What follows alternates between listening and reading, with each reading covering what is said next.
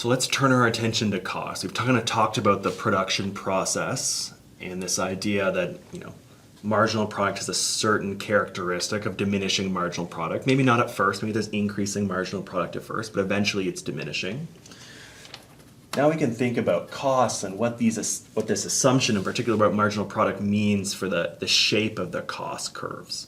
So we're going to first kind of introduce different kinds of costs, and then we'll kind of draw them out on a graph. All right, so we're going to divide costs up into kind of two different categories: fixed costs and variable costs. So what fixed costs are that they're costs that do not vary with the level of production. So think about things like rent, maybe your loan payments. Doesn't matter how much you're producing of this good, you still have to pay your rent no matter what. You still have to make these payments to your loan. It has nothing to do with how much you're producing. Now we're going to contrast that with variable costs, which are costs that do vary with production. So costs that vary with production. And so, for example, you might have wages. Maybe you need to hire more people. If you're selling more goods, that means your wages are going to go up. Things like that. Okay, so now we're categorizing costs as either fixed costs or variable costs. And we can think about now different equations for our different kind of costs that we might be interested in graphing and understanding. So the first thing we might have is our total costs. And so if you remember, before, our total costs are the total costs of production of these goods or services.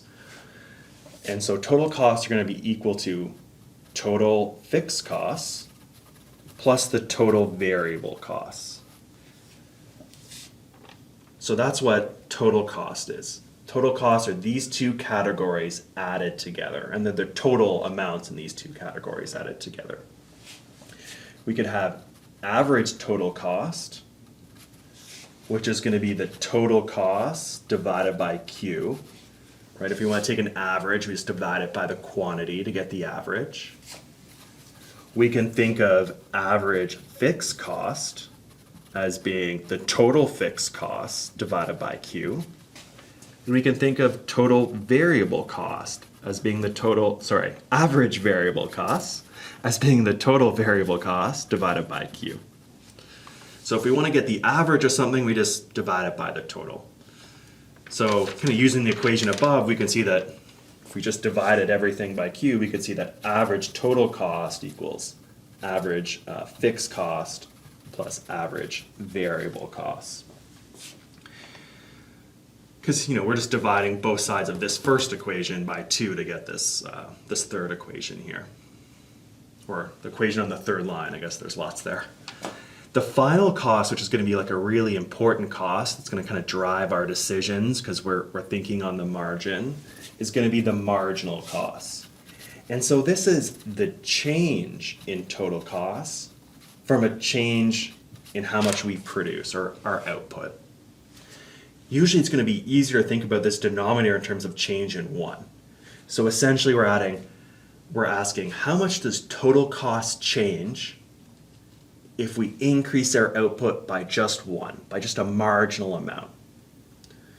And so marginal cost is going to be really important. And there's a special relationship between the average and the marginal cost, right? And that the average is going to follow the marginal cost. Margin's about what's happening next. The average will follow what's happening next. So let's draw out what some of these cost functions are going to look like. And so I'm just going to make a big plane here, and these are our costs. The x-axis is our quantity. So there's one that we can quickly get out of the way with. I wish I had more colors here, but so let's do the pink is going to be the average fixed cost here. So remember, the average fixed cost was the total fixed cost. Hopefully this is still on the screen here, over quantity. And so remember that, this total fixed cost, this numerator doesn't depend on Q, right? Because by definition, these fixed costs are costs that don't vary with production. So as we increase Q, this average fixed cost is just getting smaller and smaller. This is kind of what's commonly referred to as kind of spreading out the overhead. And so the average fixed costs are gonna, well, let's not start off that high because of this certain relationship we have. And I'll have to go off the board if I do that. But let's say that the average fixed cost looks something like this. Oops, average fixed cost is what that's supposed to say. So kind of it decreases as we increase production because the numerator isn't changing, just this denominator is getting bigger as we kind of go this way. Okay, the next thing let's draw is this marginal cost curve.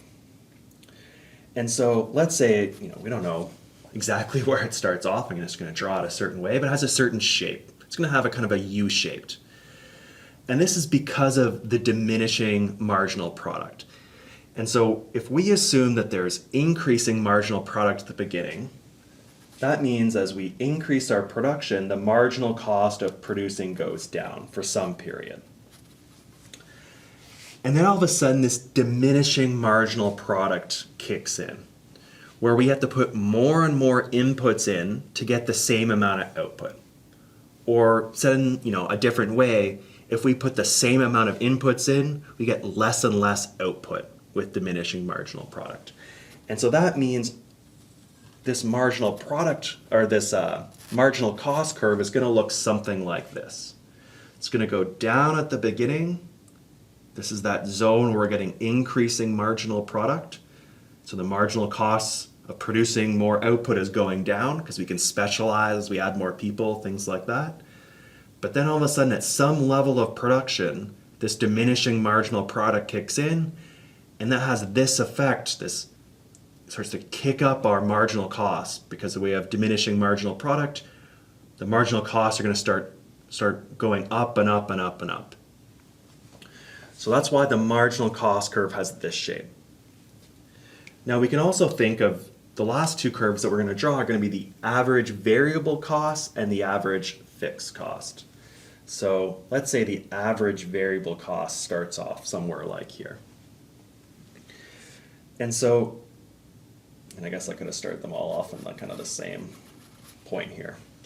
But what happens here is that this average, I'm going to draw the average variable cost now. The average is going to follow the margin, right? Think about,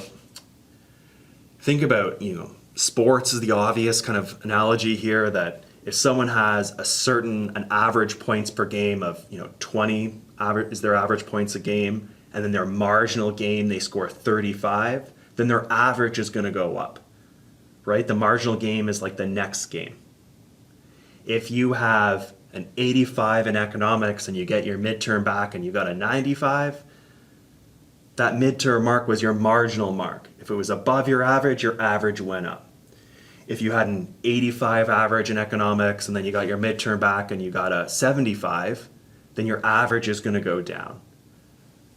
So the average follows the margin. So as long as the average is above the margin, as long as the margin is below the average, I should say, the average is going to be going down. And then all of a sudden, it hits it at this point here, right? And then all of a sudden, the margin is above the average. And so this average is going to get dragged up. So that's why kind of this marginal cost curve intercepts this average variable cost curve at its minimum point, because the average is following the margin. The same thing is going to happen to our average total cost curve. So if we think about our total cost curve, and it's going to be a little bit hard to draw here, but remember the average total, and the average total equals the average variable plus the average fixed. Maybe, I don't know, somewhere up here for the beginning. I just want to make sure I keep it on the screen, but it should be these two things added together. And again, the margin is going to be this orange marginal cost curve, hopefully it shows up as orange on your screen, is dragging this average total cost curve down until it gets to this point. And this point, I mean, I should make sure I draw it well, but is the minimum point of your average total cost and your average variable cost. So this marginal cost curve goes through the minimum of the average variable cost and the average total cost. This is kind of usually called the efficient scale.